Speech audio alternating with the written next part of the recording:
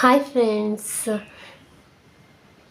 ನಮ್ಮ ತವ್ರ ಮನೇಲಿ ಷಷ್ಠಿ ಹೇಗೆ ಮಾಡ್ತಾರೆ ಅಂತ ಹೇಳ್ತಾ ಇದ್ದೀನಿ ನೋಡಿ. ನಮ್ಮ ಅಪ್ಪಾಜಿ ಬೇಗ ಎದ್ದು ಸ್ನಾನ ಎಲ್ಲ ಮಾಡಿಕೊಂಡು ಹುತ್ತ ಪೂಜೆ ಮಾಡೋಕ್ಕೆ ಹೊರಟಿದ್ದಾರೆ.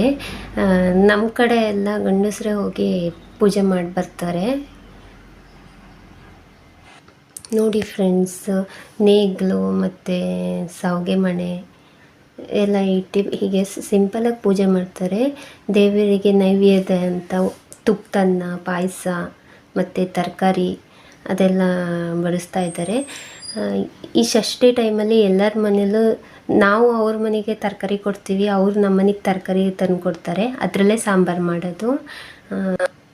ಈ ಷಷ್ಠಿ ಹಬ್ಬದಲ್ಲಿ ಮಕ್ಕಳಿಗೆಲ್ಲರೂ ಕಜ್ಜಿ ಏನಾದರೂ ಕಾಣಿಸ್ಕೊಂಡ್ರೆ ದೇವ್ರಿಗೆ ಕೈ ಮುಕ್ಕೊಂಡ್ರೆ ಕಜ್ಜಿ ಎಲ್ಲ ಹೋಗುತ್ತೆ ಅಂತ ಹಿರಿಯರು ಹೇಳ್ತಾರೆ. ಅದಕ್ಕೋಸ್ಕರನೇ ಆ ಥರ ದಾರ, ಅರಿಶಿನ ಮತ್ತು ಕುಂಕುಮದಲ್ಲಿ ಮಾಡಿರೋಂಥ ದಾರನ ಕಟ್ಕೊಳ್ತಾರೆ. ಕೈಗೆ ಕಟ್ಕೊಂಡು ಕೈ ಮುಕ್ಕೊಂಡು ದೇವರಿಗೆ ಇಟ್ಟಿದಂತಹ ಪ್ರಸಾದವನ್ನು ಕೊಡ್ತಾರೆ ಎಲ್ರಿಗೂ.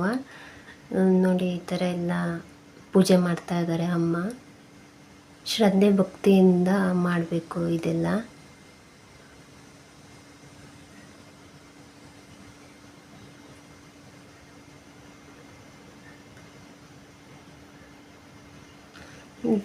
ದೇವರಿಗೂ ಅಷ್ಟೇ ಪೂಜೆ ಮಾಡಿ ಈ ಥರ ಪೂಜೆ ಮಾಡ್ತಾ ಇದ್ದಾರೆ.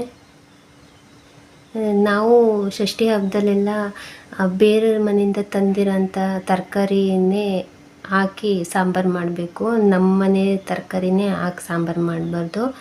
ಅಕ್ಕಪಕ್ಕದಲ್ಲಿ ನಾವು ಅವರಿಗೆ ತರಕಾರಿನ ಕೊಡ್ತೀವಿ, ಅವರು ನಮಗೆ ತರಕಾರಿ ಕೊಡ್ತಾರೆ, ಅದರಲ್ಲೇ ಸಾಂಬಾರು ಮಾಡೋದು. ಈ ಕಡೆ ಎಲ್ಲ ಅದೇ ಪದ್ಧತಿ. ಆ ಸಾಂಬಾರು ಒಬ್ರೊಬ್ಬರು 2 ದಿನ ಇಟ್ಕೊಂಡು ತಿಂತಾರೆ.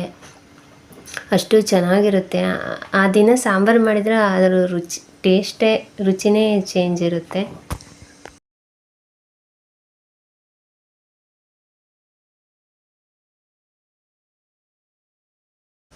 ಒಂದೊಂದು ಕಡೆ ಒಂದೊಂದು ಥರ ಪದ್ಧತಿ ಇರುತ್ತೆ. ನಮ್ಮ ತವ್ರ ಮನೆಯಲ್ಲೆಲ್ಲ ಇದೇ ಥರ ಮಾಡೋದು ಯಾವಾಗಲೂ.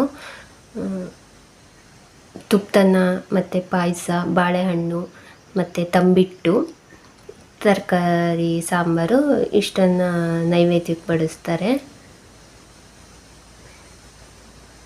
ಆಮೇಲೆ ನೋಡಿ, ಎಲ್ಲ ತಟ್ಟೆಗೆಲ್ಲ ಹಾಕಿ ಆ ದಾರನ ಕಟ್ಕೊಂಡೆ ಆಮೇಲೆ ನೈವೇದ್ಯನ ಸವಿಬೇಕು.